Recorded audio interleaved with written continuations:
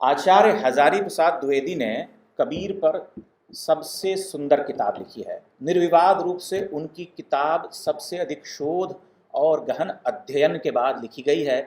और वैसे भी हम जैसे लोग या हमारे साथ जितने भी काम करने वाले हैं वो आचार्य हजारी प्रसाद द्विवेदी पर टिप्पणी करने का अधिकार नहीं रखते हैं, न हम उसके योग्य हैं, न हम कुछ कर सकते हैं। उनकी विद्वत्ता जो है प्रमाणित है। तो उन्होंने कबीर पर जो किताब लिखी है उसमें उन्होंने कई सारी पंक्तियां हैं, लेकिन एक मूल पंक्ति ये है कि रामानंद प्रवर्तित राम भक्ति धारा कबीर में एक रूप धारण करती है और तुलसीदास में दूसरा रूप धरती है। आगे उन्होंने और विशद व्याख्या की है।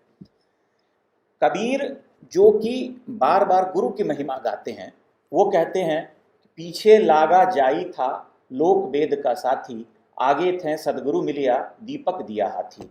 जो सदगुरु मिले, जिन्होंने उनको दीपक दिखाया, वे सदगुरु कौन थे? वे सदगुरु कोई और नहीं, स्वामी रामानंद थे।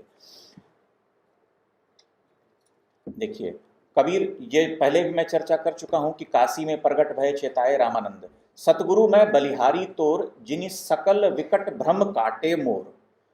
रामानंद स्वामी रमत ब्रह्म, गुरु के शब्द काटे कोटि क्रम। अब कबीर एक बार नहीं 5 बार कह चुके हैं कि गुरु की महिमा ऐसी है। और गुरु कौन है? स्वामी रामानंद हैं। उसके बाद भी प्रश्न उठता है कि नहीं नहीं, कबीर के गुरु रामानंद नहीं है। आगे हम और देखते हैं कुछ और।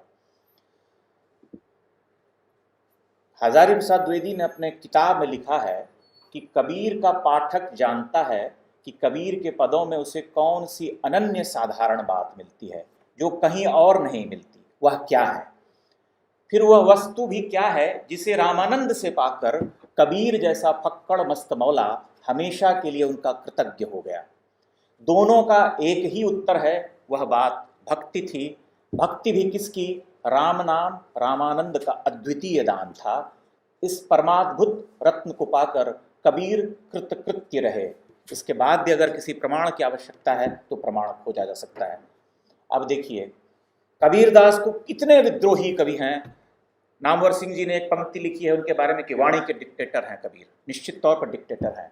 वो किसी चीज़ को नहीं मानते। वो ईश्वर को चुनौती देते हैं, ब्रह्म को चुनौती देते हैं, संत को चुनौती देते हैं, मुल्ला को देते हैं, पंडित को देते हैं, पादरी को देते हैं, मोमिन को देते हैं, किसी को भी, किसी के सामने भी वो कुछ भी प्रश्न उठा सकते हैं, किसी की भी लानत मलामत कर सकते हैं।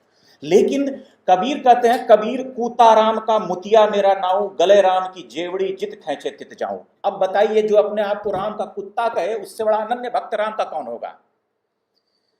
यह तो वही बात हो गई ना कि तुलसी और कबीर में कोई फर्क नहीं है। तुलसी ने कहा जे ही विधि राखे राम ताही विधि रहिए। ये कहते हैं कुत्ता राम कहूं तो करे तो वाहुड़ो, दुरी दुरी करे तो जाऊं, ज्यों हरि राखे त्यों रहूं, जे देवे से खाऊं। जो दे वो खाऊं, न दे तो न खाऊं, जो बुला जहां कहे जाने के लिए वहां जाए, दुरदुराए तो मैं चला जाऊं। अब इसके बाद भी कहें कि नहीं नहीं, कबीर तो रामानंद की परंपरा के भक्त नहीं थे, वे रामानंद।